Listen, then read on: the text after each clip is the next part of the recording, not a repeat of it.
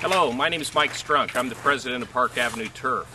Today we're going to be going through Park Avenue Turf's installation guide on a step-by-step procedure on how to install sod.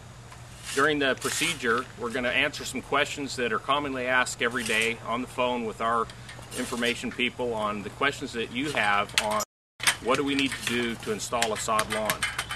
We're not going to do a full process on sprinklers, but we're going to touch on some of the important things that we feel you need to understand when you're installing your sprinkler system and give you some ideas.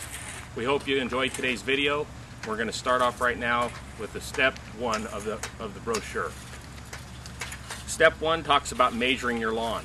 We feel like before you do anything on a lawn, you need to have a good plan.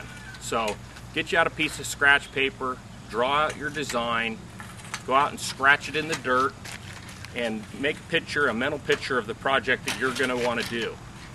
And then start measuring your lawn. A lot of people have trouble figuring out how to measure it, but it's just simple math.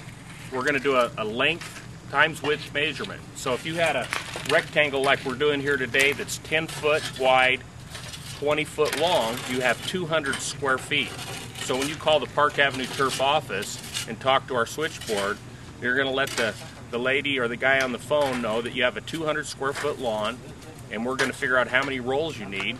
We might make a recommendation to buy 2 to 3% extra over your measurement if you've got a tight measurement going, and that way you'll have a little extra and make sure you have enough to get your job done.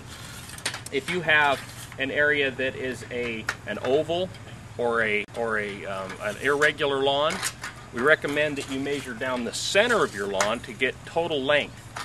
Then we recommend, let's say your lawn was 20 foot long and it had irregular lengths. You might go in 5 different spots and measure every 5 feet, measure the width. Add up all of your width measurements, which comes up to a total length. Divide that by your 5 measurements, if that's what you've done. And now and divide that by 5. Divide your total measurement by 5, and you have an average width by the length.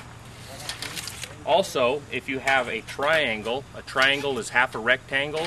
So just figure out your basic math for a triangle and then add on your 3% for your waist, or figure out the area of a circle. We've already done this in the installation guide, and we will be showing that later on in the internet or on the mathematic equations to figure out the area of a circle.